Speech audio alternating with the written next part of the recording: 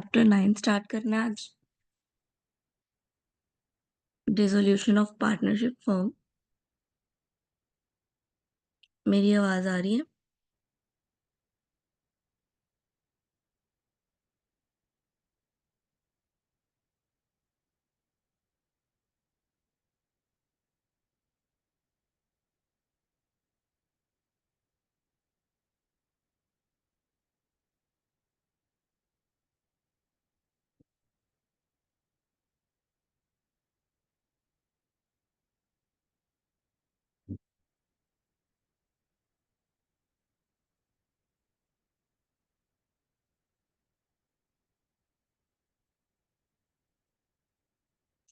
Okay.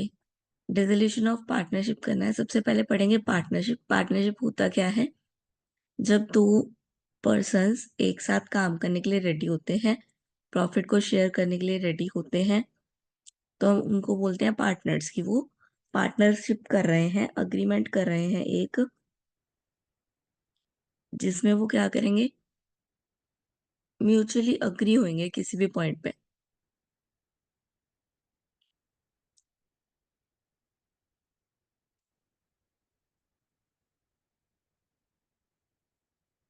Then dissolution यानी कि partnership का खत्म होना किसी भी काइंड से हो सकती है वो, कि एक पर्सन या तो रिटायर कर गया तो दूसरा पर्सन अकेला वर्क नहीं कर सकता, ठीक है, या किसी कारण से बैंकरप्ट हो गए, यानी कि दिवालिया निकल गया, पैसे नहीं बचे, कंपनी लॉस में चली गई, या किसी पार्टनर की डेथ हो गई। तो कई कारण है कि पार्टनरशिप क्या हो जाती है, डेसोल्यूट हो जाती है, यानी कि खत्म हो जाती है।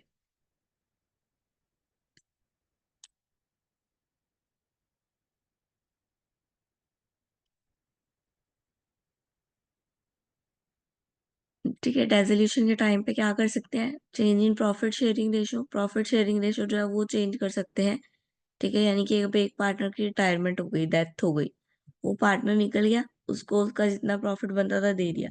अब अगर आप दोबारा से पार्टनरशिप शुरू करना चाहते हो नए पर्सन के साथ, तो आपकी जो शेयरिंग रेशो होगी वो आप क्या कर सकते हो, कोई भी अलग शेयरिंग रेशो ले सकते हो। Admission of new partner admit हो सकता है, इसमें रिटायर हो सकता है कोई भी पार्टनर, डेथ के बाद, डेथ की वजह से डिसोल्यूशन हो जाती है। इंसॉल्वेंसी, ठीक है, सॉल्वेंट नहीं है पार्टनर, दिमागी रूप से ठीक नहीं है पार्टनर, तो भी क्या हो जाएगी, डिसोल्यूशन हो जाएगी कंपनी की, पार्टनरशिप की।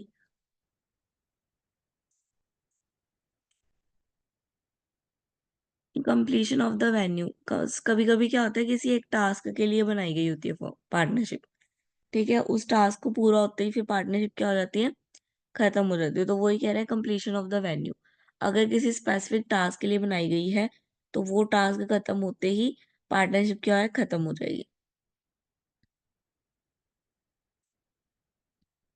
एक्सपायरी ऑफ द पीरियड, अगर कोई स्पेसिफिक पीरियड के लिए बनाई गई है, मान लो कोई बोलता है कि हम पार्टनरशिप करेंगे ओनली फॉर द 5 years, तो आफ्टर 5 years पार्टनरशिप अपने आप क्या हो जाएगी, खत्म हो जाएगी, आप चाहे करो चाहे ना करो, क्योंकि रिटर्न डाउन 5 year था, तो 5 year ही आप पार्टनरशिप पार्टनर में रह सकते हो। देन फर्म का रेजोल्यूशन वही है, ठीक है, पार्टनर्स चेंज हो गए या डेथ हो गई किसी की, या दिवालिया निकल गया, ठीक है, जिस वजह से हमने क्या करनी पड़ी, हम फर्म को बंद करना पड़ा। रेजोल्यूशन बाय एग्रीमेंट, कम क्या हो गई, अब डेजोल्यूट हो गई, खत्म हो गई, किसके कारण, एग्रीमेंट के कारण, जो एग्रीमेंट में लिखा था उसके कारण। कंपल्सरी रेजोल्यूशन कैसे होती है, व्हेन ऑल द पार्टनर्स और all but one partners become insolvent, ठीक है, एक भी अगर इंसॉल्वेंट हो गया तो पार्टनरशिप खत्म हो गई। बिजनेस अगर इलीगल है तो भी खत्म हो जाएगी, ठीक है, अनलॉफुल कुछ कर रहे हैं तो भी खत्म हो जाएगी,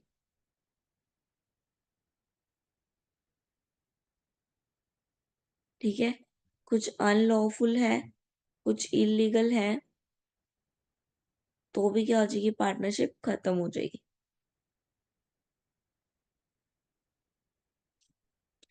on the happening of certain contingencies,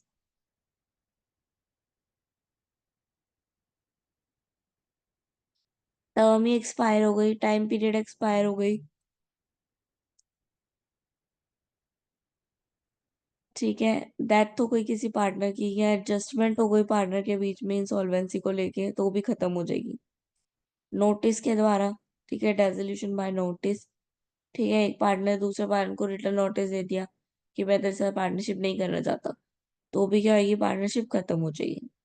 by court, court के द्वारा, कोर्ट को पता चला कि ये पार्टनर जो है वो सही नहीं है, ठीक है, कोई इंसॉल्वेंट है, कोई माइनर है, तो कोर्ट भी अपनी तरफ से उनको एग्रीमेंट भेज के पार्टनरशिप को रोक सकती है।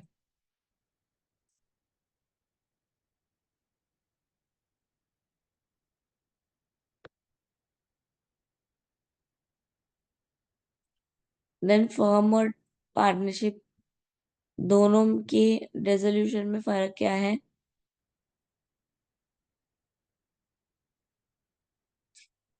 पार्टनरशिप में बिजनेस टर्मिनेट नहीं होता, firm business is closed. Terminate यानी कि सब कुछ खत्म कर देना। पार्टनरशिप में ऐसा नहीं होता, अगर पार्टनर चला गया तो नया पार्टनर आ सकता है। लेकिन फर्म के केस में क्या होएगा, अगर फर्म डेजोल्यूट हो रही है तो फिर सारी की सारी फर्म खत्म होगी पहले, नई फर्म बन सकती है, लेकिन वही फर्म में चेंजेस नहीं आ सकते। एसेट और लाइबिलिटी की सेटलमेंट,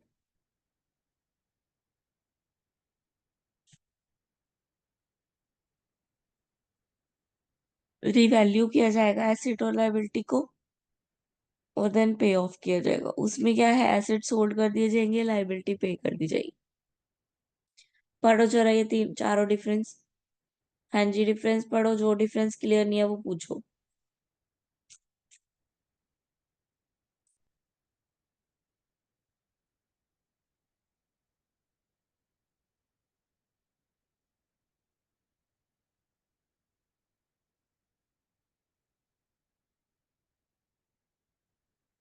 जल्दी पढ़ो जल्दी।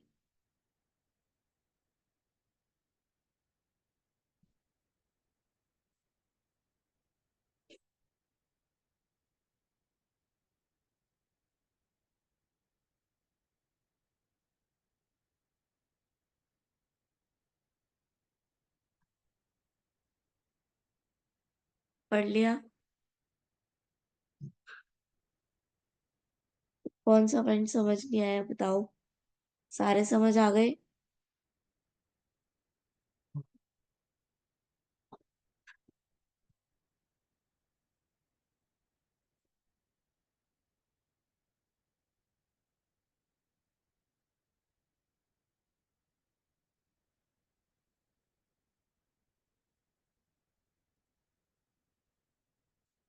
वो जी स्क्रीन बड़ी कर दी, पढ़ लो फटाफट।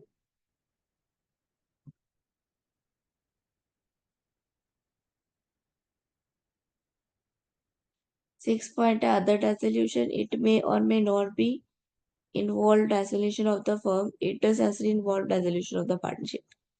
पार्टनरशिप में क्या बोल रहे हैं, पार्टनरशिप में सिर्फ पार्टनरशिप की वजह से ही डेसोल्यूशन हो सकती है। फर्म वाली डेसोल्यूशन पार्टनरशिप में हम नहीं कर सकते। ठीक है, जबकि फर्म वाले केस में पार्टनरशिप वाली डेसोल्यूशन हो सकती है। ठीक है, फर्म में जो पार्टनर्स हैं उनकी डेसोल्यूशन हो सकती है, लेकिन जो पार्टनरशिप है उसमें फर्म वाली डेसोल्यूशन इंक्लूड नहीं होती है। कोर्ट इंटरवेंशन, कोर्ट की कोई भी इंटरवेंशन नहीं होती है। क्यों नहीं होती, यानी कि कोर्ट किसी भी तरह से फालतू में इंटरेक्ट नहीं करता। क्यों? क्योंकि वो पार्टनरशिप जो है वो एग्रीमेंट पे हुई है, वो एग्रीमेंट के अकॉर्डिंग ही डेसोल्यूट होगी।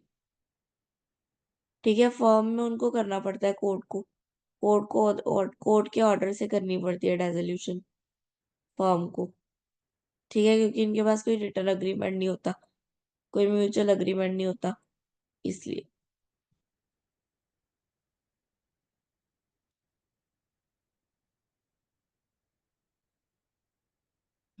हाँ जी, ये पढ़ो, सेटलमेंट ऑफ अकाउंट। अकाउंट की सेटलमेंट कैसे होनी है, लॉस और एसेट की देखो, पढ़ो जरा फटाफट।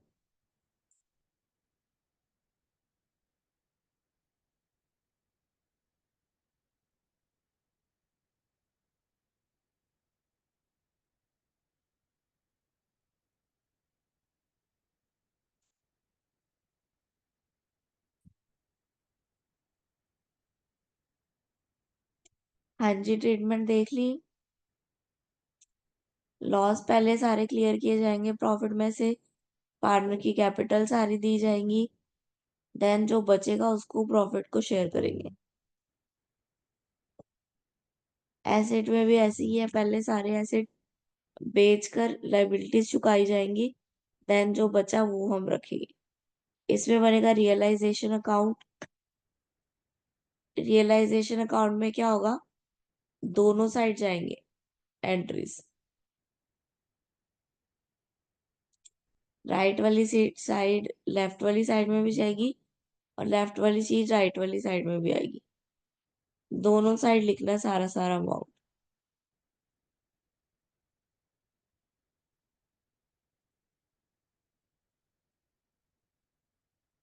लैंड, बिल्डिंग, फर्नीचर, ये जो भी हमारे एसेट्स हैं, दूसरी तरफ लाइबिलिटीज।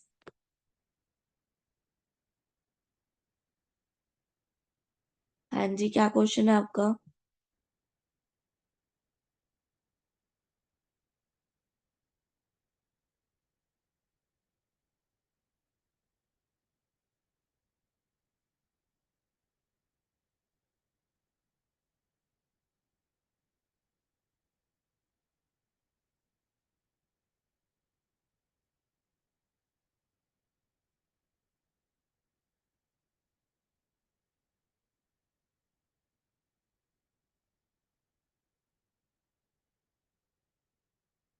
आप ये प्रॉब्लम ना मुझे सेंड कर दो व्हाट्सएप पे।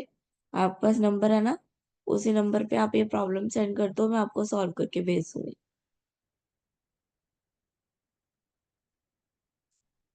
हम्म।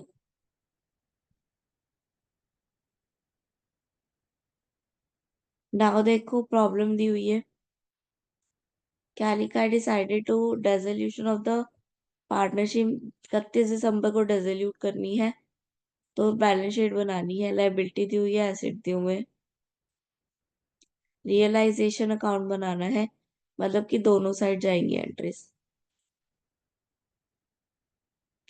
पहले तो एंट्री डालो, एसेट इधर लाइबिलिटी इधर, एसेट्स डाल दो सारे, डेटर, प्लांट, स्टॉक, फर्नीचर,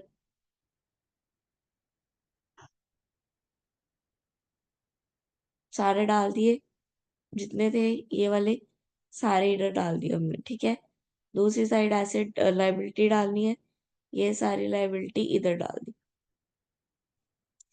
तीनों डाल दी। अब इधर वाले सारे इधर उठा के लाने हैं।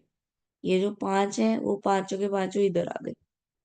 मैंने बोला ना दोनों साइड जाएंगी, तो इसके पांचों के पांचों इधर आ गए, और इसके तीनों के तीनों इधर आ गए।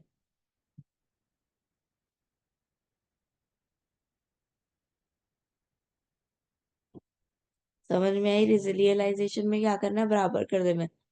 इसके पांचों के पांचों इधर डाल दिए, इसके तीनों के तीनों इधर डाल दिए।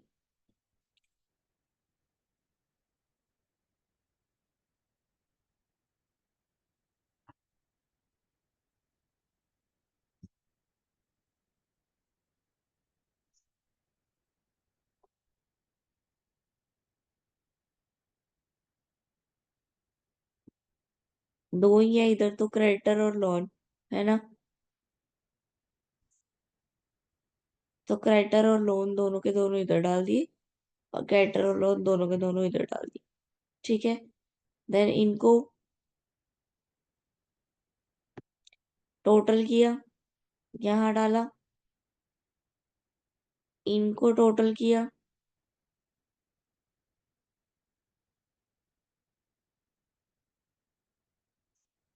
फर्क देखा,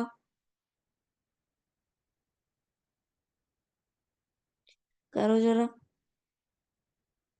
इनके टोटल में से इसको माइनस करो,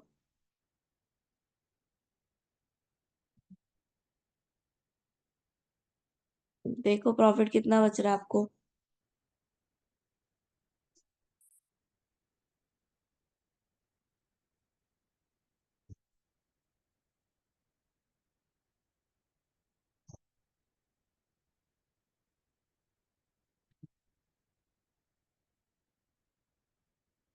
जल्दी सॉल्व करो।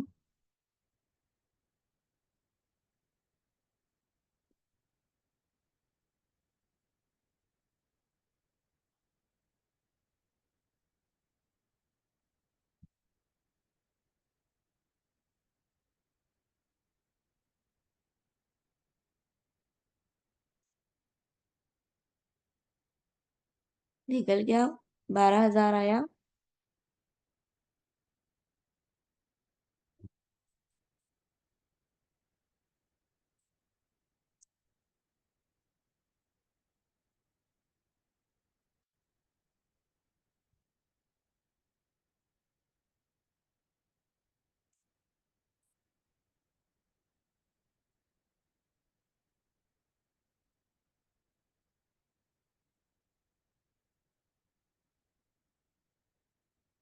हाँ जी, जल्दी करो।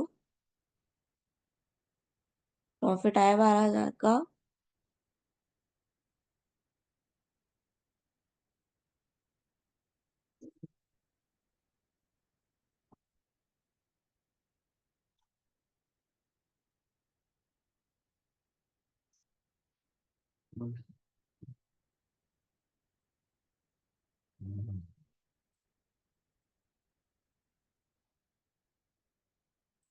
तो जितने का प्रॉफिट आएगा, इसमें से ये माइनस करने के बाद जितने का प्रॉफिट आएगा, रेशो कैसे पता चलेगी, यहाँ से पता चलेगी। ये देखो, दोनों सेम रेशो में, 1/1 की रेशो में, तो यहाँ भी 1/1 की रेशो में बांट देना, जितना प्रॉफिट हुआ बांट के यहाँ टोटल। अब फर्म की इंसॉल्वेंसी,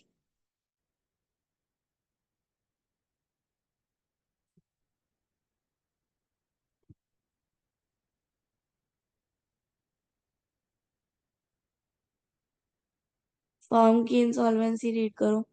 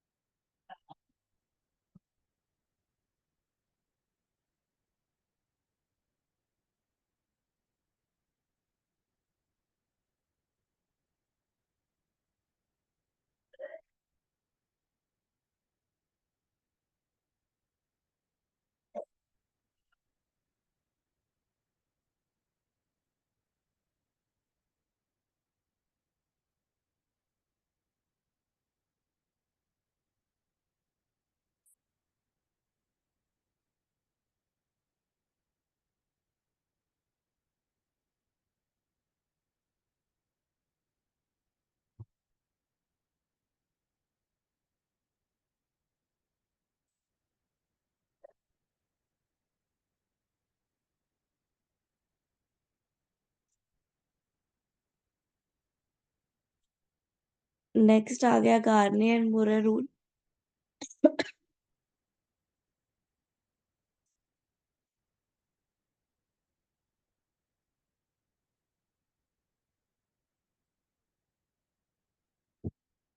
ये कहाँ अप्लाई होता है? Insolvency of the partnership. ठीक है, पार्टनरशिप पे अप्लाई होता है। जब भी हमने ये रूल लगाना है, कुछ बातें हमें ध्यान में रखनी होगी। वो बातें कौन सी हैं? कि रियलाइजेशन अकाउंट जो है should be proper in useful manner and its profit and loss should be transferred to the capital account of all the partner in a profit sharing ratio। जैसे इसमें यहाँ पे निकाला है, सेम उसी तरह कह रहे हैं कि जो प्रॉफिट होएगा वो दोनों को उनकी रेशो के अकॉर्डिंग आना चाहिए। रेशो कहाँ से पता चलेगी? यहाँ से। ठीक है, उनके कैपिटल की रेशो में आना चाहिए। देन नेक्स्ट क्या बोल रहे हैं? Solvency partner should have in cash equal top their respective share of the loss on the realisation. ठीक है, कैश जो है वो भी प्रॉपर शेयर करें आपस में, एग्रीमेंट के अकॉर्डिंग कैलकुलेट होना चाहिए सारा कुछ। ठीक है, प्राइवेट इन्वेस्ट एस्टिमेट्स जो भी रिसीव करेंगे वो भी कैपिटल अकाउंट में क्या आएगा? क्रेडिट होएगा। ठीक है, प्राइवेटली भी जो वो रिसीव कर रहे हैं वो भी कैपिटल अकाउंट में क्रेडिट होएगा। प्रॉब्लम आ गई, प्रॉफिट एंड लॉस कैरी कर रहे हैं। ठीक है, 3:2 और 1 की रेशो में। फर्म डिसोल्यूट हो गई है 31 दिसंबर 2019 को। ये उनकी बैलेंस शीट है। नीचे एडजस्टमेंट्स दी हुई हैं। गार्ने एंड मूरे रूल लगाने।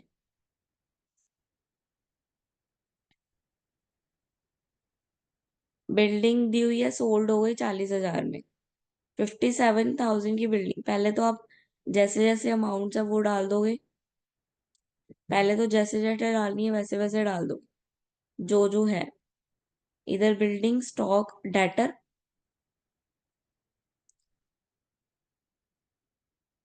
बिल्डिंग स्टॉक डेटर डाल दिए।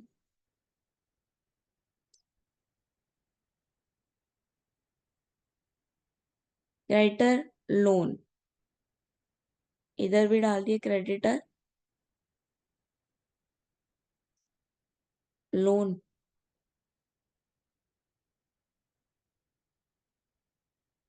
लॉन्ग टर्म लोन,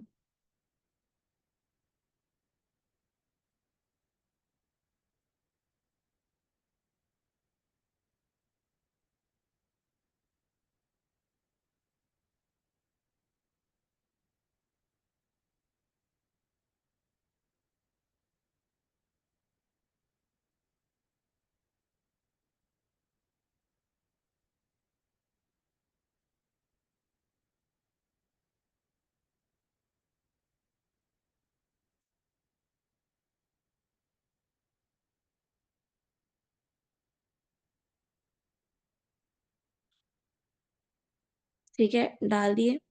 लोन अभी नहीं डाला क्योंकि इसमें भी लॉन्ग टर्म है, नीचे कुछ लिखा होगा इस वजह से नहीं डाला।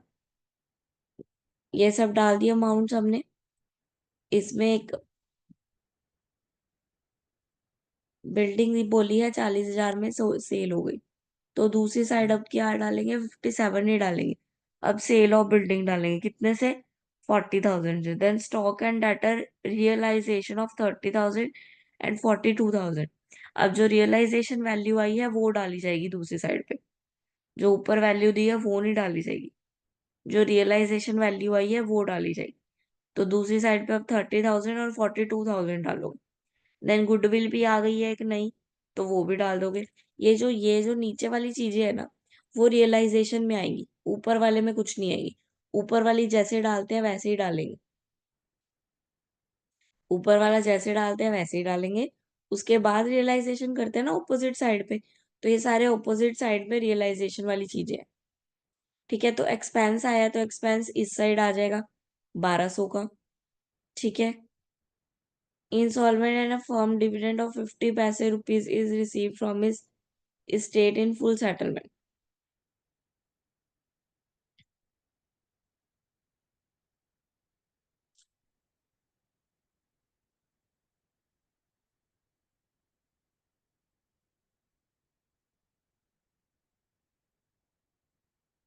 ये आ गया स्टॉक बिल्डिंग, ये सब आ गए जो रियलाइज हुए हैं। ठीक है, बाय कैश लिख के इनको डाल दिया। यहाँ पे भी टू कैश लिख के जो जो हुए हैं एक्सपेंस हुए हैं। ठीक है, और कुछ नहीं हुआ तो ये वाला बचा था ये भी डाल दिया।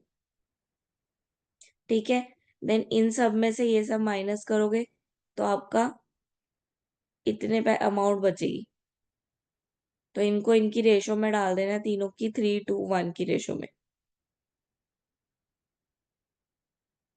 ठीक है, इसमें से ये माइनस करते हो। अगर इधर अगर प्लस में बचता है तो प्रॉफिट साइड आता, लॉस में बचा है तो लॉस साइड आएगा।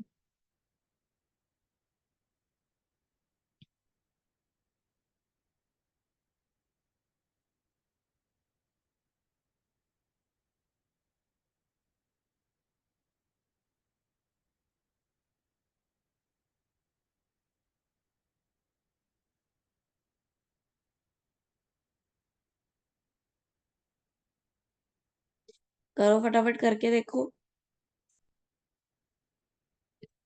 फिर पार्टनर्स कैपिटल अकाउंट बनाना है, तीनों का नाम लिख के तीनों में जितनी जितनी अमाउंट जिसकी है 3:1 की रेशो में सबको सब कुछ बांटते जाना है, और 3:1 की रेशो में इनका अमाउंट आएगा।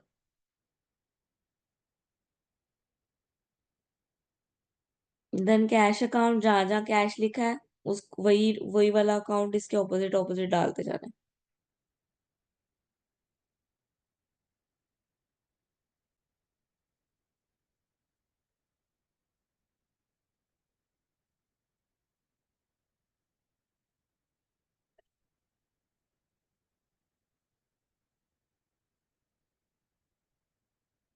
आज आप इसका एक क्वेश्चन करके भेजोगे मुझे, ये रियलाइजेशन वाला, मुरे रूल के हिसाब से, कार्नन मुरे रूल के हिसाब से